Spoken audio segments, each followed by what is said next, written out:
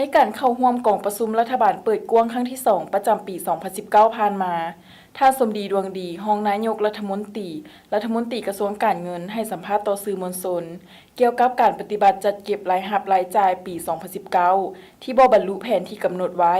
และแผนคาดหมายสู่โซนในการเก็บรายรับปี 2020 เพื่อเฮ็ดแนวใดให้บรรลุตามคาดหมายที่วางไว้ ซึ่งท่านได้กล่าวบางตอนว่าก็ความจริงแล้วก็แผนงบประมาณปี 2020 นี่ก็เป็นแผนงบประมาณสืบต่อการปฏิบัติแผนงบประมาณ5 ปี 2016-2020 ซึ่งว่าปีนี้ก็เป็นปีสุดท้ายของแผน5 ปี ก็มีจุดพิเศษสำคัญหลายอันและทุกทิศทางใหญ่ของการปฏิบัติแผนงบประมาณปี 2020 นี่ก็เป็นสืบต่อปฏิบัติตามทิศทางที่ได้ปฏิบัติผ่านๆมาเนาะฉะนั้นครับพวกเฮาเฮ็ดแนวใดคนอื่นหมดนี่สิได้มีการเฮ็ดแนวใดให้รักษาเสถียรภาพทางด้านเศรษฐกิจมหาภาคเฮ็ดให้การปฏิบัติงบประมาณนี่มีความคงตัวดีขึ้นกว่าเก่าเนาะสุขอยู่การเก็บรายรับให้มันเพิ่มขึ้นแล้วก็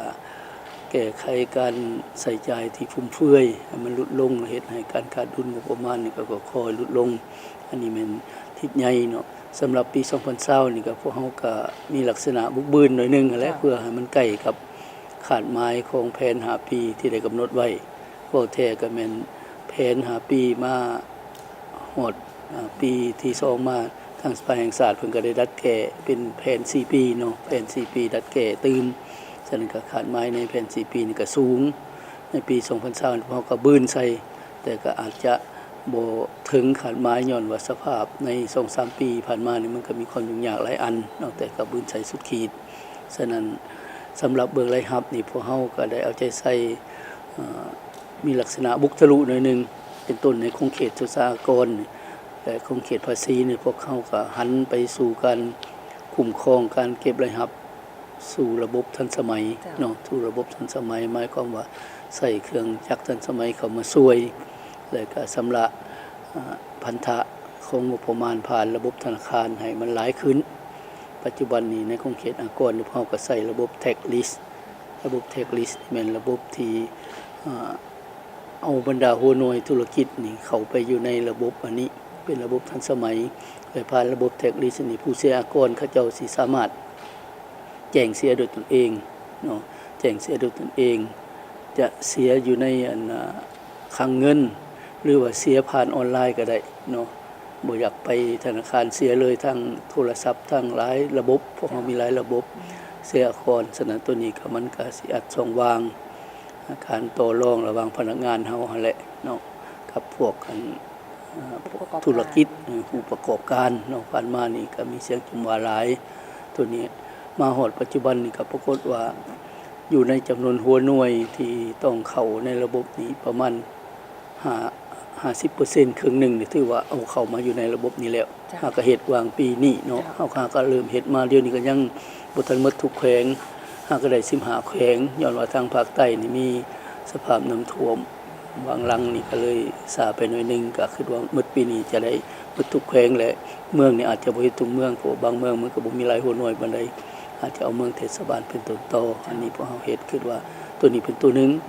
ก็เอาเรื่องค่าธรรมเนียมทางนี่ก็เห็นว่าดีขึ้นมีความโปร่งใสเนาะในปีธมิตเนี่ยก็เห็นว่าเก็บได้หลายอยู่แต่ว่าในปีต่อมานี่ก็ความตื่นตัวของพนักงานราชการนี่ยังบ่หลายปานใดเนาะมาฮอดปัจจุบันนี่ยังเสียบ่ทันฮอดครึ่งหนึ่งของจำนวนรถที่มีค่าธรรมเนียมทางนี่ในปี 2019 นี่นะบ่แจ้งเนาะ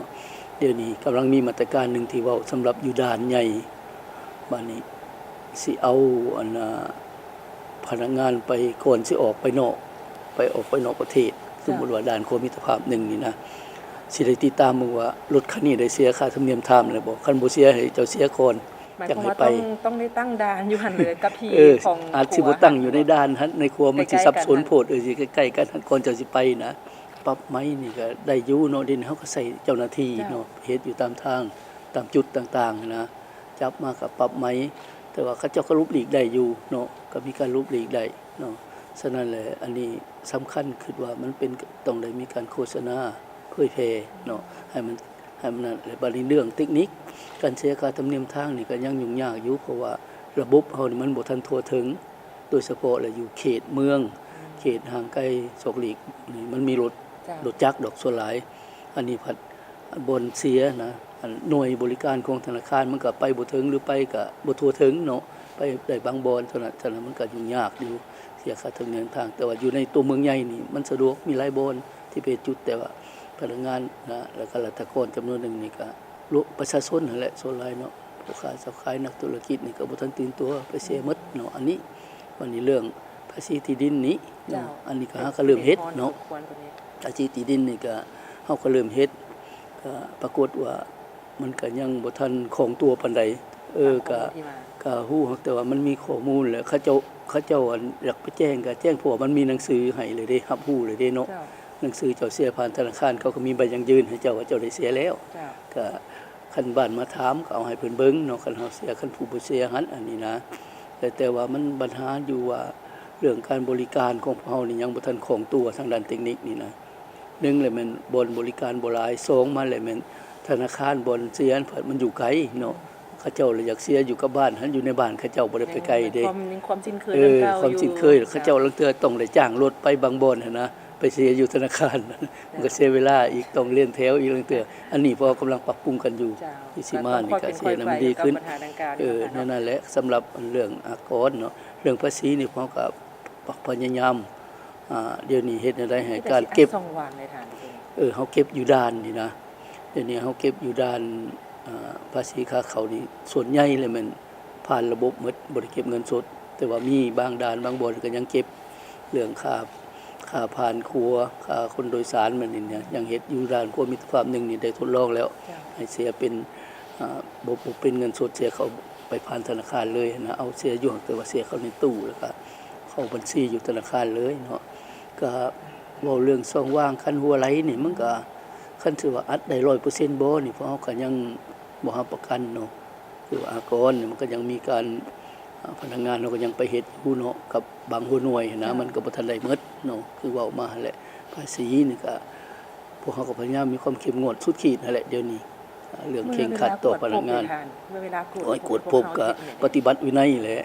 เอาจริงเอาจัง เอาจริงเอาจังนะเดี๋ยวนี้พวกไล่ออกหลายคนเลยไล่ออกจากพนักงานนี่นะโทษแต่พวกบ่ได้ประกาศซื้อเนาะเดี๋ยวนี้พวกภาษีหลายคนเอาขึ้นไป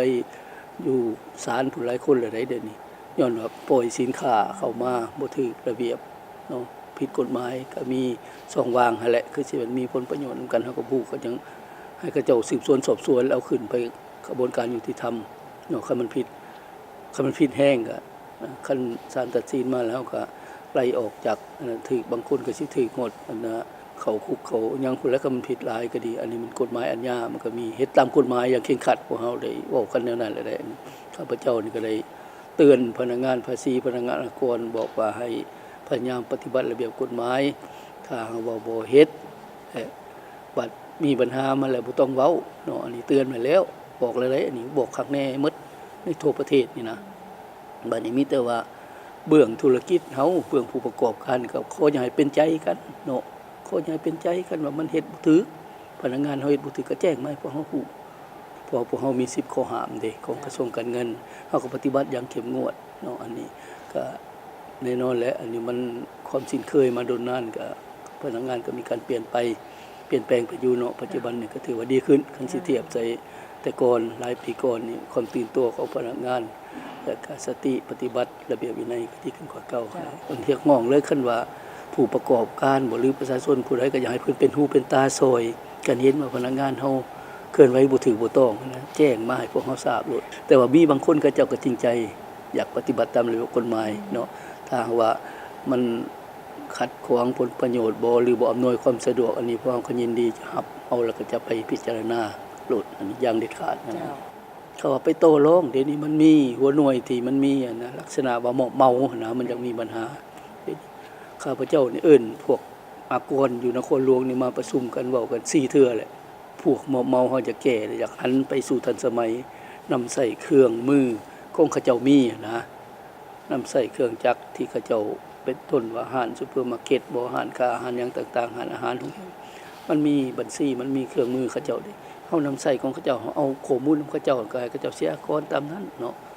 แต่พนักงานเฮาจำนวนหนึงก็บ่อยากเฮ็ดเพราะย้อนเคยเฮ็ดอันเก่ามันสะดวกเด้เนาะเว้าเอาว่าเจ้าต้องเสียตัวนั้นเสียตัวนี้อันนี้พวกเฮาพยายามแก้ก็บ่ง่ายครับพระเจ้าบ่ง่ายอันนี้มันเป็นความชินเคยเฮาเฮ็ดมาดนแหละยังยากอยู่การแก้ไขลดน้ำเขาถูกต้องนี่ก็เว้าคนหลายเทื่ออันนี้ก็ยากคือกันปัญหานี่ก็ดีมันก็จำนวนหนึงก็ติดพันกับพนักงานรัฐกรเฮาที่เอารถเอาเข้ามาแต่ก่อนพุ่นนะแล้วก็ย้อนว่ารายรับเฮาก็บ่หลายแดได้ความสะดวกก็ซื้อเข้ามาบ่เสียภาษีอากรถูกต้องตามระเบียบมาเดี๋ยวนี้ก็อยากให้เสียเพราะเฮาก็เฮ็ดมาหลายปีแล้วได้แก้มาปรากฏว่าปัจจุบันนี่ก็ยังอันหลายพันคันเลยในทั่วประเทศนี่นะเราแขวงเสนอมาอยากให้สืบต่อเฮ็ดข้าพเจ้าก็เคยไปเสนอรัฐบาลรายงานเพิ่นว่าอยากให้เฮ็ดตามกฎหมายนั่นแหละคันว่ามันบ่ถูกก็ให้ตีราคาเขาเจ้าเสียภาษีอากรก็ให้มันถูกตามกฎหมายเนาะอันนี้ก็วิธีทางออกก็มีแต่ว่าปฏิบัติอย่างเคร่งครัดเพราะเฮาเว้ามาหลายเทื่อแล้วเด้ว่าเทื่อนี้เป็นเทื่อสุดท้ายก็บ่หมดจักเทื่อเดี๋ยวนี้ก็ว่าเทื่อสุดท้ายทั้งตรงถิ่นก็เสนอมาอยู่ว่ายังหลายว่าซั่นนะคันว่าให้เสียตามกฎหมายเพิ่นเขาเจ้าเพิ่นบ่มีเงินเสียอยากเสียเป็นงวดเป็นหลายปีไปสมมุติจังซั่นน่ะมันก็บ่ได้ตามระเบียบกฎหมายหั่นน่ะอันนี้ก็กำลังปรึกษากันอยู่ปัจจุบันนี้พวกเฮายังบ่ทันได้ให้เฮ็ดต่อแหละให้เฮ็ดตามกฎหมายก่อนลดนำเข้าบ่ถูกต้องนี่นะก็ให้มาตีราคาให้เสียภาษีตามระเบียบกฎหมายนะมีการปรับไหมแล้วผู้ใดเฮ็ดผิดก็ดีตามกฎหมายภาษีนั่นแหละก็ปีนี้นี่พวกเฮาคาดว่าคือสิได้ประมาณ97-98% เท่านั้นของแผนการรายรับก็บื้นสุดนี่ก็คือสิได้98เดี๋ยวนี้97คือสิได้มาฮอดเดี๋ยวนี้ก็ได้80ปลายเปอร์เซ็นต์เลยเด้ใกล้90แล้วเนาะอันนี้ก็สิได้พยายามสู้ซนและยังอีก10ปลายมื้อ